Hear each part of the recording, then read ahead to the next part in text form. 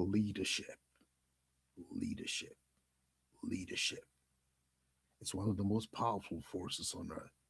It shapes our families, influences our workplaces, and defines our churches and our communities. Yet today, leadership is often misunderstood, sometimes misused, and too often misrepresented. And here's the truth: leadership isn't limited to government offices, boardrooms, and pulpits. Leadership shows up everywhere. If you guide people, if your decisions affect others, if your voice carries influence, then leadership certainly matters. Today, we begin an extraordinary new series entitled Leading Right, Rethinking Church Leadership Today. And in this very first episode, we go straight to the foundations. What makes leadership in a church truly Christian? Where have we gone wrong, and what can we do anew? I'll be joined by Dr. Mary Otiotio, a leadership consultant, academic, and author of Bridging the Gap Leadership Development in the Church. Mary has a deep passion for transforming church leadership culture from the inside out. Dr. Mary Otiotio is a seasoned leadership expert, certified trainer, and lecturer with over 20 years' experience in education, leadership, and management. She equips leaders across both faith-based and secular sectors to lead with clarity, vision, and impact. A Maxwell Leadership Certified Coach, a DISC behavioral consultant, and emotional intelligence trainer, Dr. Mary brings a unique blend of academic insight and practical wisdom. Her passion for developing Christian leaders led her to her acclaimed book, Bridging the Gap: Leadership Development in the Church, which presents a transformative framework for healthy and accountable church leadership. Recognized for her inspiring seminars and her work featured in Premier Christianity, Dr. Mary is a trusted voice in shaping purposeful, legacy driven leadership. Dr. Mary, thank you for joining us on Leading Right.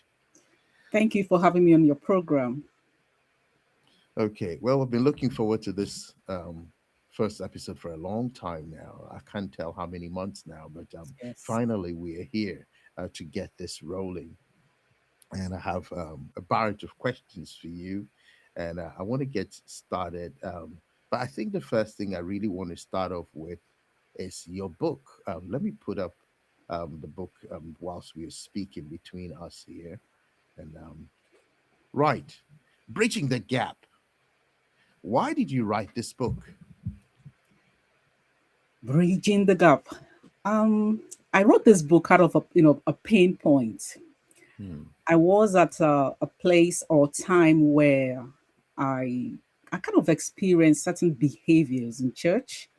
Not one church, but even when I visited places, I kind of I noticed certain behaviors that were not quite consistent with um, biblical leadership values, and that got me worried. I kept talking about it, and when something disturbs you so much, you have to think about solutions.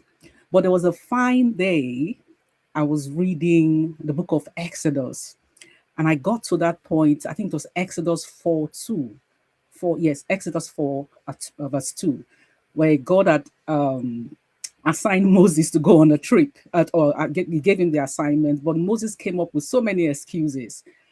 And at that point, God asked him, "What is that in your hand?" I paused at that very moment. My daughter was around. I said, "Oh, that's a very good question. What is that in your hand?" I kept, reflecting on that question, and I then personalized it.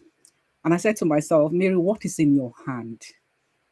And that very moment, I started conducting a skills audit. I looked at myself and I thought, "Mary, you're worried about this issue. You are a certified leadership trainer. You teach leadership. You're a good researcher. You read. You got a lot in your hands." That is where the inspiration came. And I got to work immediately. I Hmm. started researching, and I was actually shocked at the volume of literature on Christian leadership. The issues that I was actually concerned about, they were all out there. the volumes of materials. And I guess that's where the whole excitement, I was so excited. I'm talking about 8, 9 years ago, a long time. So I spent quite a lot of time reading widely on the subject. And that's how we got to the book. Wow, that's a very inspiring story, intriguing at the same time too. Why leadership in development is so crucial in the church today? Why do you think it's so crucial in the church today? I think there's been a lot of emphasis. Leadership development is very important in the church, but I think we have got to a point where there's so much emphasis on spiritual development, which is fine. Hmm. But um, when we place people in leadership, we need to at least equip them. We need to give them basic skills, and that seems to be missing Hmm. in a lot of churches.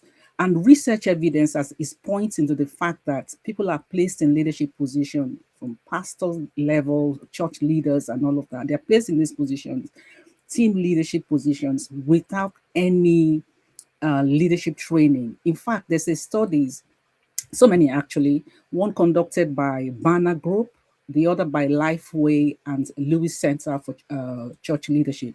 They identified some patterns, and pastors and clergy identified specific leadership training that they missed out, and they wish they had been prepared and equipped to do those things. And I think it's important that we begin to think of how to incorporate leadership training in churches. It's just something we don't talk about.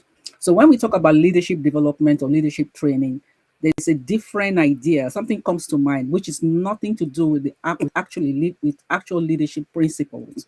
So that's what I observed. But there's enough research evidence out there to show that we really did need to start training our leaders. Right, right. And thank you for doing some work on this particular area. When I read your book, I should have mentioned that. I found that book exhilarating. I mean, it so resonated with me when I read it because I had my own observation over the years, having lived in different countries and everything else, and I used to wonder in some. I mean, there was good examples in many places, but then and I also would see things or read about stories in places of things that were happening that were pretty horrendous. So I thought um, somebody should come up with something. So when I saw your book, I thought, wow, this is fantastic. Really, really, it's a book I'll recommend to many others. Maybe I'll talk about that towards the end as well. Anybody who wants that particular book maybe should could go online and look for it on Amazon as well as many other places where you can find it. Right. Thank you, Mary, for that. Let me come to the next question. Um, I know you're very experienced, and even though you're so modest about it, what are the core differences between secular leadership and Christian centered leadership? Hmm. I think there's let's start by looking at the common threads, and then we'll look at the differences. So we'll Okay. look at the common threads. They both require clarity of vision. So whether Mm, you're leading in the secular sector or faith-based, you need to have a clear vision of what you're trying mm, to achieve. You must have a mission, and there must be clarity of values. I think that's where the similarity ends. They have goals they want to achieve. Now, when we look at secular leadership, the emphasis is on personal ambition. The mm, emphasis is on growth and the use of certain markers or performance indicators to measure. So we're looking at profitability, growth, and all of that. It's about the individual, what they aspire, and what they want to achieve. When we contrast that with Christian leadership, it is completely different. Your mm, focus is on the kingdom. It's about taking the kingdom forward. You're not dependent on yourself. You are depending on the Holy Spirit to guide you. So there are very different areas there. It's about making Christ known. It's about selflessness. Whereas when we think about secular leadership, it's about what can I achieve? It's about career. It's about growth. It's about ambition. It's about the things that makes me feel good.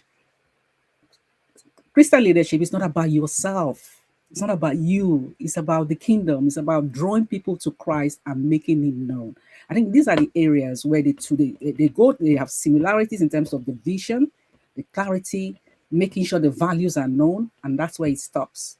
Two very different areas. Unfortunately, we seem to have mix are beginning to mix both. So you find places where there's so much focus on growth and maximization of profit, but that's not what the church is about, even though finance is great. So. That's right. Okay. Thank you for the distinctions there, and also pointing out some core similarities too. Much appreciated. Wow, many people see, and I've written stuff about this on my LinkedIn because I've been writing leadership series for the last 3 years. Um, is leadership a title? Is it a position? I mean, people ask those questions. What's your take on this? You see, titles and positions are great, especially if you get them in the church. Your title, your position, and this I have this position in the church is fun. These are fantastic titles, but they don't define you as a leader. Hmm. The title and position is meaningless. It is what you do with it. The question is, are you using the title and the position you have to create value? Are you impacting lives? In the church, are you using that value to impact your community? Are you taking, are you building the kingdom? Are you creating influence? What sort of value are you creating? Are you thinking about the legacy that you want to leave? So when we look at titles, it does not define anything. It doesn't, it's great to be called a deacon or whatever it is. All those things are fantastic. But what do you do with it? Do you contribute to the vision of the church? Do you understand what the vision of the church means? Because sometimes we can have the titles and be completely unaware of what the actual the vision of that particular church. So what exactly are we using the titles to do? Are we creating value? Are we using our influence positively, both in the church and in our community? I think that's what matters. And we need to start thinking why we are in leadership in the first place. Is it just the title, or I'm using that title for something impactful in my community? Well, thank you, Mary, on that point. So I hear you saying that this is not a question of maybe just somebody at the top, like the pastor. It could happen at different levels, as a team level, departmental level, where people just feel they get carried away with what they've been given, and not so much the mandate in terms of impacting lives positively. Is that correct? Yes, yes. Okay. Hmm. Wow. The title is the title is fine. It gives you power, it gives you authority, and human beings generally will like those things. But what do we do with it? That's what really matters. It's the usefulness of the title that matters. It's not to just have a title where you feel superior and you try to intimidate people, or you feel you're better than anybody else. That's not what title is meant for. It's about using it to create value. And I even see this sort of this in secular organizations where people have so many big titles, but you know what? It's what you're doing after with that title that matters. Do we really understand what leadership means actually? What are we doing to kind of grow in leadership? So we can go into that position with the title, it's fine. But what happens after that? Are we developing ourselves to really get a good awareness of what we should be doing as leaders? Hmm. Wow. Okay.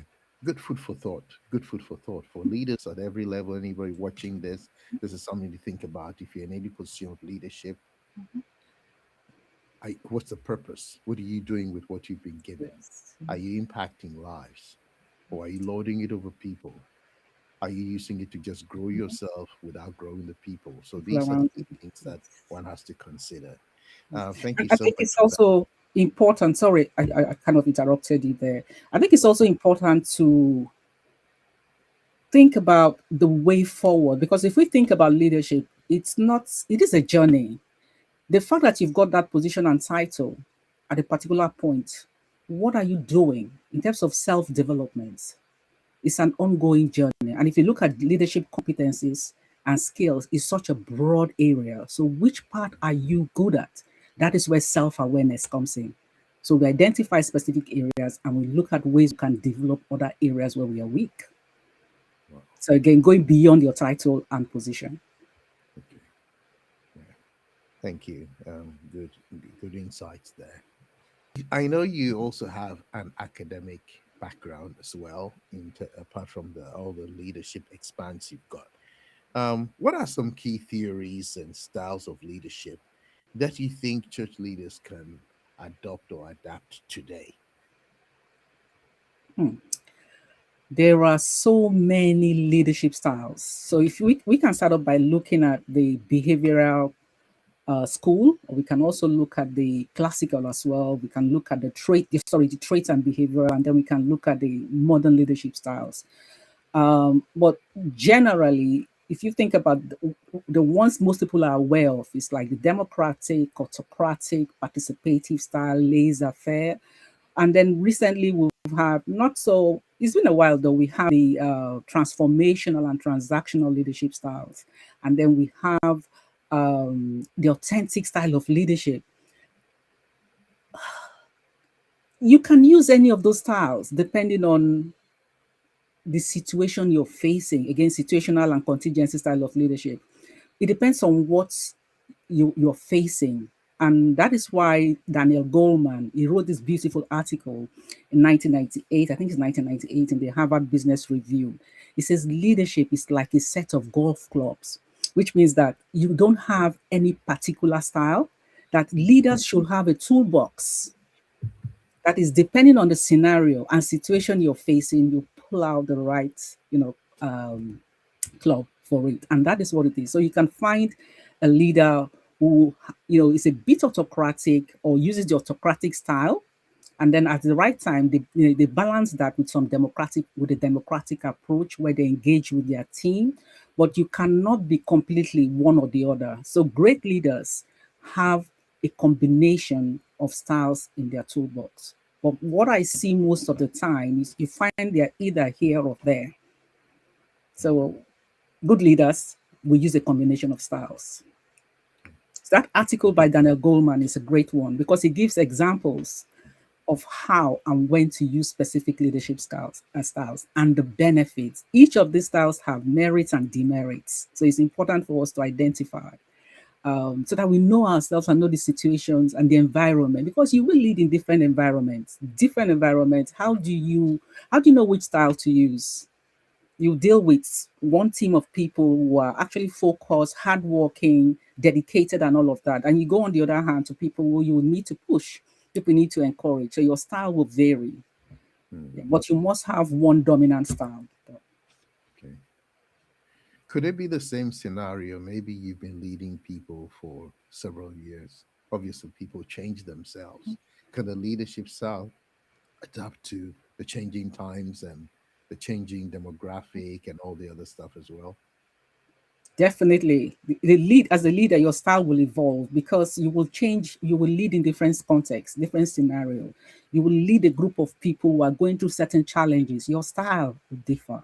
You lead a group of people who are at that point of their career or in the church where they've been there for a while and they understand the culture and dynamics. Your approach will be different as well. So, for example, if we just to use this example in a secular environment, if you are leading experienced professionals, you don't use the you don't treat them, you don't lead them as if you're leading apprentices. You understand what I mean? Because the apprentice, Yeah, you need to guide them, you need to monitor everything they do. You don't do that when you're leading expert or professionals. So it will vary depending on the group. that's right. That's right. Hmm. I like that analogy, though. Golf clubs. I don't play golf, but I can understand I how you don't play. think. I don't. It's not something I even watch actually, but I just like the concepts and Right. the idea Yeah. of pulling It, one. it, it, does- Yeah. it certainly does make sense. It, Mhm. it clearly makes sense when you think about it that way. I mean, because there are different things you would use when they talk about the putts and all the Mhm. other things that they do over there. So, yes, you're going to need different things. Great. Thank you so much for that. Let me come to an often avoided topic, emotional intelligence. What role does that play in leading a church? Wow. Emotional intelligence is core. is important in the church. It's not talked about.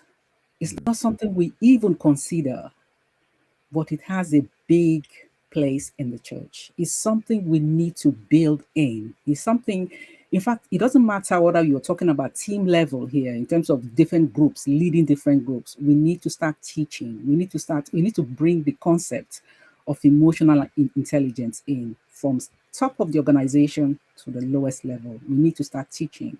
If we look at the concept itself, there is so much connection with Galatians. I think it's Galatians 5:22 to 23 about the fruits of the Spirit. I'm not sure, but check me out on that. The fruits of the Spirit. What is it about? Most of the points highlighted there linked to emotional intelligence. So why are we not even bringing this in? And I mm, think it has to do with the word itself, emotional. Once you think about that, people think it's about being weak, but that is not what it's about. See, so we need to start thinking of bringing that training in or talking about it at least in the church. It has a big place in the church. okay. So it's not just about so-called maybe anointing and things like that, but No, no, no, other no, things as no, well. no. Those things are there. The spiritual angle is there. The thing is that the church, so we tend to focus so much. We just assume that, okay, we only focus on spiritual things, but the church is planted in an environment. Mm, The church is not, it's not insular. The church is planted in an environment, and the environment impacts on the church. The people coming into the church are from the environment. So why don't we take some of these concepts? Because emotional intelligence is not a secular concept. It's something that applies to organizations as a whole, anybody in leadership. And again, Daniel Goleman did this work, and so many other research has been conducted to show the link between leadership effectiveness and emotional intelligence. There is a link there. Great leaders are known to be emotional intelligent. Again, it helps us because we begin to understand ourselves, self-awareness, social awareness, building relationships, and self-management. These are the core of emotional intelligence, and we need to, as individuals, we need that. Without self-awareness, what can I do? Without self-awareness, what can we do? Nothing. Is the foundation. That's the only way to understand ourselves and how we manage relationships with other people. yeah. Thank you for that. When you were speaking there, what came to my mind was in the secular, go, I guess gone are the days when people thought just having an MBA makes you a good leader, But there's more to leadership There than is the not. Yes. intellectual thing. Just in the same way in the church setting, oh, I have an anointing, I have a calling, but you got to develop some other areas as well, which are important, Yeah. especially because you're dealing with people. Yes, Yes. yes. I actually Wow. had a session on emotional intelligence with London Baptist, and it was a Okay. fascinating sessions. The pastors were quite engaging, and it was actually a brilliant session. I enjoyed it as well. It's just a forum where people can talk about this issue because most of the time we don't want to get involved. Especially, I'm sorry to say, male pastors don't want to talk about most of them don't want to talk about it. They think it's a female thing, it's something that connects to women, but it's more than that. It's everyone. Again, depending on our culture, we don't want to connect emotions with, but I think we need to understand that that is not the meaning of it. We are emotional beings, and there are different types of emotions. So the earlier we start talking about it, the better. We need to incorporate it into leadership development. I like that. You mentioned the word there. We'll talk about that later. Yeah. Maybe not in Well, we this. never get to it. Um, you talk about culture. We'll, we'll, Mm. we'll come to that subject a little later as well. But Mary, thank you so much for the insights and the research that you've thrown in as well, which has been very helpful. Let me come to another question here on how can churches better equip and empower their leaders practically? In other words, just going beyond, okay, what theology would say and maybe what we call spiritual zeal. How can they do it? Mm. I think we require a complete shift and a change in mindsets. Hmm, We need to understand that, yes, the foundation, we need the foundation. of theology. I mean, theology, spiritual growth, and all of that. These are all important. That's what the church is there for. But again, like I said earlier, we are dealing with the church is dealing with people from different backgrounds, and as a result of that, we need to be better equipped as leaders. We need to equip our leaders to manage and lead these scenarios. Now, what the churches can do, yes, instead of placing people in leadership position, just find out maybe they have some background, maybe from their secular job, maybe they're in leadership position, maybe they've been put in scenarios where they've managed people. Find out the kind of skills they have. Do a skills audit.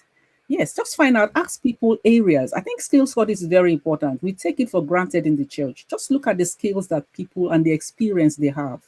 And where there are gaps, for example, I have never been in a situation where I've led anybody before. I don't know what leadership means. I honestly am not aware of what it means. What should I expect? Having those conversations is very, very important. I remember a gentleman who approached me some years ago. He was just appointed to a senior position in church. And he said to me, he called me and he said, Mary, I've been given this position in church, but believe me, I don't know anything about leadership. It's not my area. What would you advise? I started by recommending certain books, basic books in leadership. Go read a little bit and just see how the sort of skills you can pick up. And then think about areas, evaluate yourself, and look at areas that you need to develop, because there are so many competencies and skills when it comes to leadership. They need to start identifying specific things, what people are good at, what are their strengths and their weaknesses, and then encourage people in the team before you place them in leadership position, or while they're there, encourage a lot of reading. You can have sessions where people pick up a book, different chapters, they read and just talk about their experience or what they've gleaned from that book. As a team, as a leadership team, we can do that. It doesn't have to be so expensive. Just pick a book, a good book on leadership. This is what we are going to work on as a team this month. Let's read this book and come back together and decide and see what we can glean from it and learn. I think people can learn and develop that way. But we cannot just ignore the importance of leadership development, training the leaders. We need to do that. Apart from the practical aspect of running the church in one ministry or the other, there are other practical things when it comes to leadership that we need to do. The principles of effective leadership is important in the church. All right. You raise that what you just said raises a number of issues that sometimes you don't find. Um, Reading culture is not there, and the whole thing of I think you said something before. I don't know what it had to do with ego. People don't want to feel like they are deficient in anything. Mhm, Uh, I'm never ashamed to say I'm a lifelong learner. I'm always happy to learn and from mhm, anybody as well at all. So we all can learn different things from different people. And I remember leading a team once, serving in a church, and even though I was the leader of the team, when we had meetings, I would have maybe different people lead certain sections, and I would have my notebook mhm. to take notes so I can learn things from what people are saying, Yes, yes. as well. Because the fact that you're a leader didn't mean you knew everything. And it was all refreshing for me to be able to pick up different perspectives, different experiences to enrich my own experience. And I think that's part of what you're saying over there. That can be done. And also the thing about maybe modeling after somebody else. It's not every mentor that you get to meet in person, Mhm, but you can read a book that's going to be very helpful. I've heard a preacher or two talk about maybe how books like from people like Dr. Miles Monroe have been very mhm. helpful to them, which means they read and they learn different things that can help their own experiences as well. So yeah, so thank you so much for that. I think Right, it's important for, sorry there, go ahead. developing a culture. I'll give a simple example. Just get a library, build a small library of leadership books and um, magazine. There are in fact, the research and materials out there.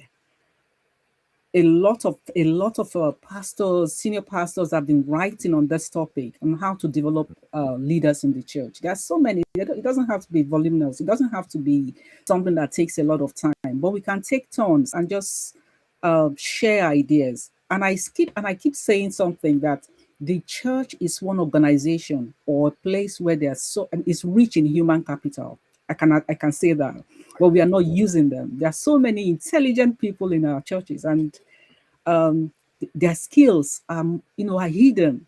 We don't encourage them sometimes because the senior leaders are scared. They feel threatened. No, no, no. Get these people in, get ideas from them so that we all can grow together. Yeah, I love that. Human capital. Oh, wow. Yes. So much rich capital in there Rich, that yes, can yeah. add a lot of value to the impact of whatever the vision is or mission of that particular institution is. Wow. Mary, I want to give you throw one more question in this segment here very quickly. Um, it has to do with mistakes, but I want to focus on early mistakes because obviously the earlier you can catch certain things, the better. So the question is, what early mistakes do you often see in church leadership, and how can these be addressed? Um, Mistakes. When it comes to, you mean in leadership, in terms of people in leadership? Leadership, that's right. Yes. Okay. I think the mistakes we make is when we appoint people in leadership positions, we don't define the boundaries. We don't define, and you need boundaries. People need to know the cutoff point. Let me tell you a story. Some years ago, long time ago, a pastor, a trainee pastor. This person was going into training to be trained as a pastor, but she was being sponsored by the church. And the very first day she was introduced to the church, she stood up and she said, "You have been sponsored by the church, remember?" And then she stood up and said, "Well, our role as leaders is to whip you guys into shape." Yeah, that's it. And I looked around. This was like 15 years ago. Nobody said anything. I was like, "Are you guys for real?" You are the training pastors. We are sponsoring you to go and train to be a pastor. And your first encounter, discussion with the church is to tell us that you are here to whip us into shape. And I thought, this person clearly does not understand what leadership means, even at that position, the position of a pastor, or the boundaries. So we don't understand boundaries. We need to start telling people, when we give people put people in leadership position, we need to define boundaries. We need to let them know what is expected. It is also important that we they understand what the values of the church. They need to understand because a lot of people don't. I did a training some years ago where I asked a simple question: What, by the way, what's the vision of your church? Nobody could answer. Yes, nobody. Well, we are all members. What's the vision? So we show up every day, but we don't know what the vision. If we don't know what the vision is, how do we achieve it? So it's something that needs to be repeated constantly. So it's something that the leaders themselves need to share with the congregation, so that we all participant, we're all part of it, we all contribute to the growth of the church. It's important that we share this vision. Transparency is another thing as well. Earlier on, you have to be transparent and hold people accountable. These are not words we like to talk about in some churches, depending on where we come from. Accountability is a forbidden word in some churches. Transparency is equally forbidden in some places. But these are things that define good leadership. And once you set that as the foundation, you're more likely to grow the church, a place where everybody feels fully involved, and they begin to believe that they have a role to play in achieving the great vision that we've been asked and impact that has been impacted on all of us as Christians.